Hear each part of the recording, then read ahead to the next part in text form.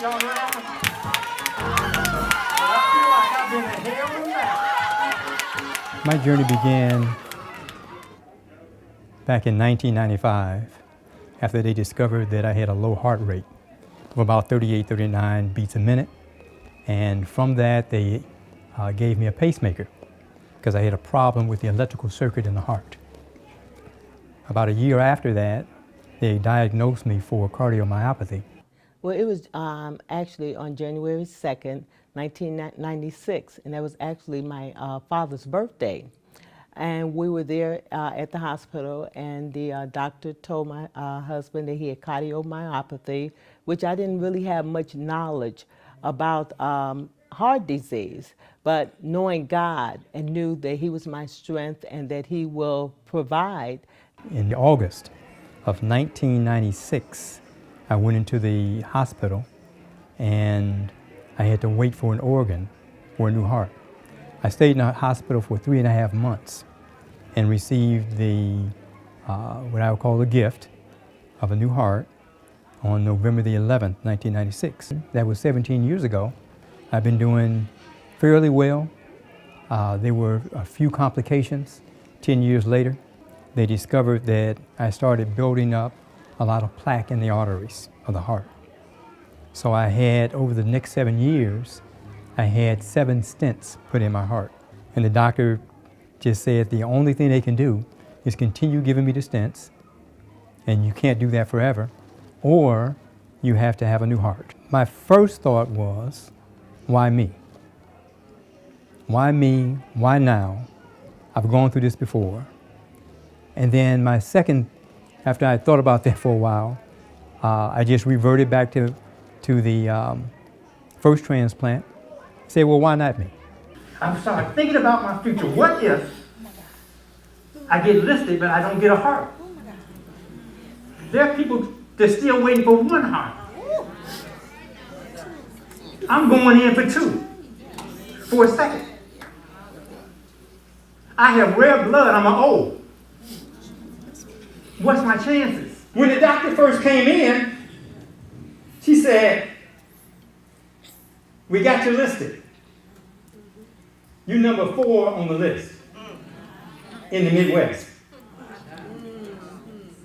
How do you go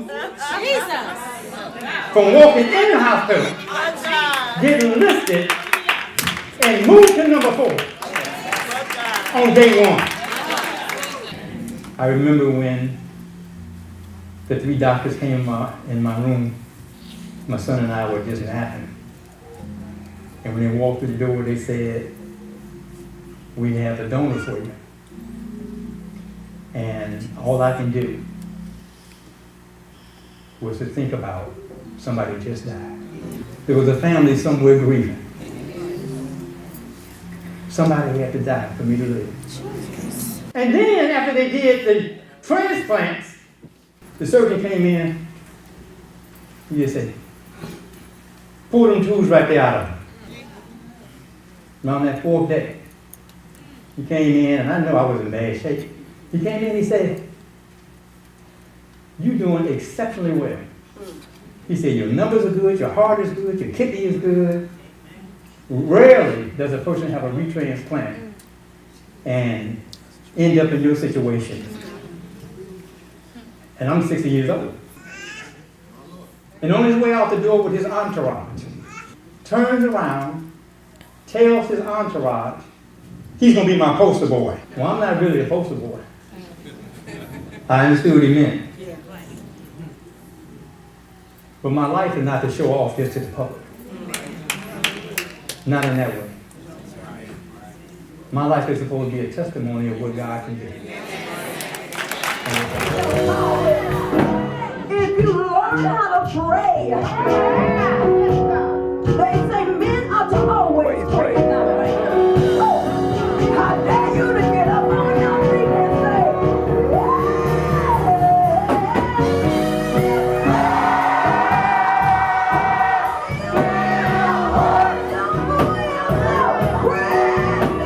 I remember a year ago when I was suffering, when I was in trouble.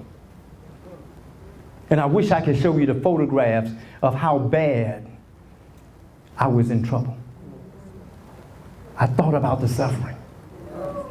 But it also took me back 18 years. 18 years ago when I was in the hospital, in Rush Hospital.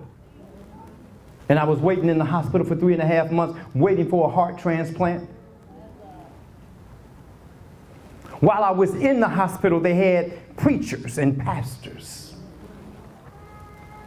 that thought Jordan Temple was going to be vacant.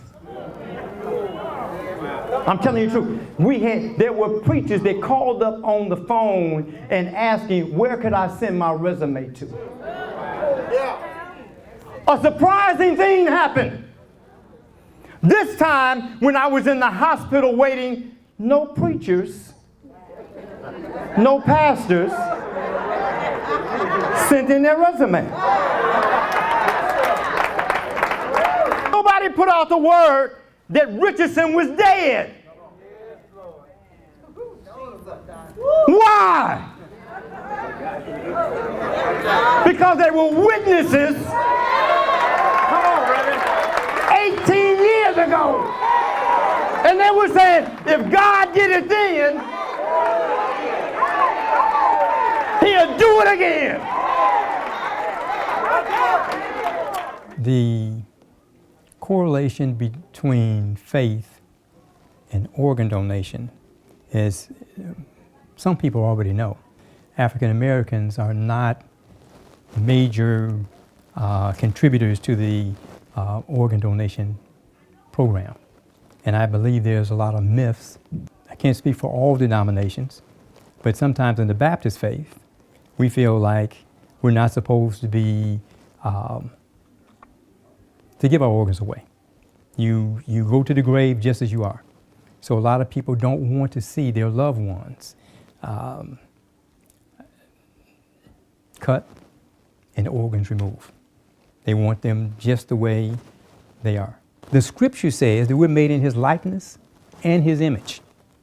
And so if we want to be like Christ, then why shouldn't we use our bodies to extend the lives of others?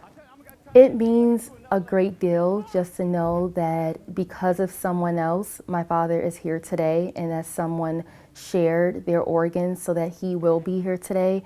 And that opens my eyes up a lot, because being young, still 27, I am still selfish in regard to sharing my father, where now I'm realizing that someone gave their organs to help him, so now he's able to help others. But I don't think that Webster has words in the book that can adequately describe how a person is so thankful to a donor family or to God for having a second or third chance at life. One of the things I've thought about, especially this time around, is what would I say to that donor family if I had the opportunity to meet them?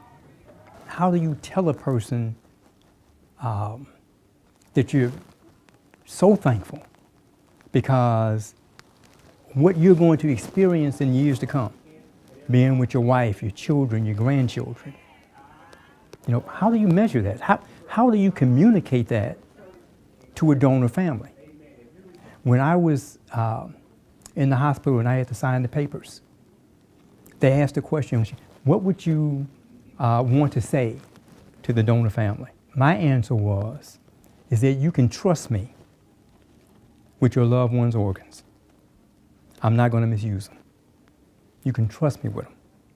And I hope that I will impact the lives of others through the donation that you gave me.